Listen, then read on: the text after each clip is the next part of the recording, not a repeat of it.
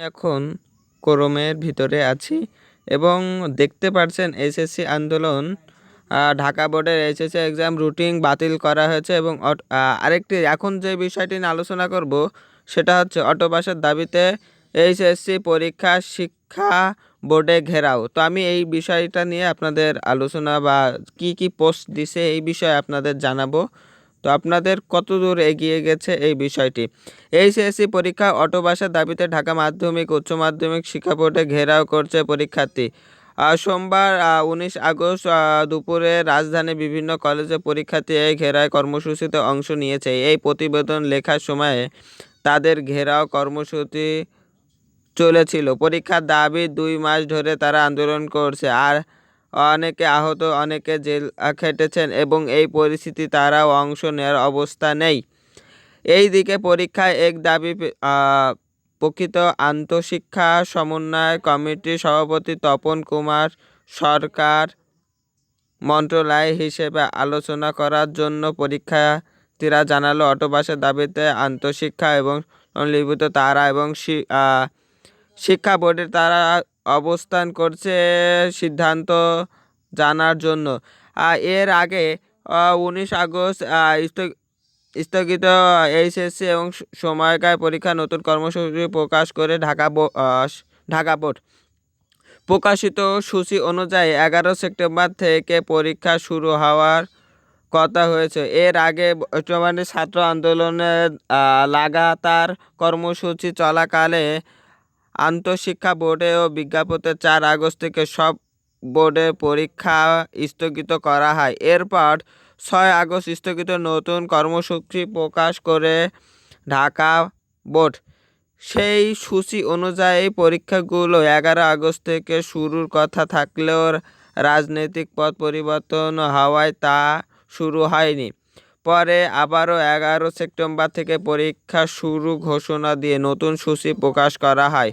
প্রসঙ্গ, গত 23 জুন থেকে শুরু হওয়া এইচএসসি ও সমানের পরীক্ষা এবার 11টি শিক্ষা বোর্ডের অধীন 14,50,790 জন পরীক্ষায় অংশ নেন। তবে বন্যার কারণে সিলেট বোর্ড সহ অঞ্চলে কারিগরি ও মাদ্রাসা বোর্ডের পরীক্ষা 9 জুলাইয়ের পরে পরীক্ষা অংশ নিয়েছে। এবার অংশগুলো করা পরীক্ষার মধ্যে 7,50,281 এবং ছাত্র 7,509 জন। মোট কেন্দ্র হচ্ছে 760টি এবং শিক্ষা প্রতিষ্ঠান 1,908টি। গত বছরের তুলনায় চলতি বছরে মোট পরীক্ষার সংখ্যা বেড়েছে 91,448 জন। মোট পরীক্ষায় বেড়েছে প্রতিষ্ঠান বেড়েছে 294টি, কেন্দ্র হয়েছে 67টি। গত বছরে সকল বোর্ড থেকে পরীক্ষার অংশ নিয়েছে 13,59,312 জন। 9টি সাধারণ শিক্ষা বোর্ডের অধীনে এবার 11,28,221 জন। এর মধ্যে ছাত্র 5,33,000 ও ছাত্রী 5,94,601 জন।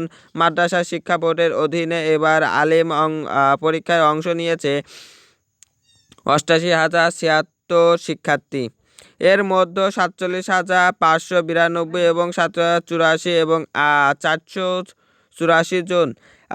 প্রতিষ্ঠানের সংখ্যা 2,685টি, কেন্দ্র সংখ্যা 452টি। তো আজকের ছিল এই বিষয়বস্তু, যেগুলো শিক্ষা বোর্ড আপনাদের শিক্ষা বোর্ড থেকে আমি যে তথ্যটি পেলাম এটাই আপনাদের মাঝে উপস্থাপন করলাম। তো আরও সকল প্রকার বিস্তারিত জানতে আমাদের চ্যানেলটি সাবস্ক্রাইব করে রাখতে পারেন, পাশে থাকা বেল আইকনটি বাজিয়ে রাখতে পারেন। এখন আপনাদের মাঝে সকল প্রকার আপডেট নিউজ আশা করি আমি যখনই পাবো তখনই আপনাদের মাঝে প্রকাশ করব ইনশাল্লাহ।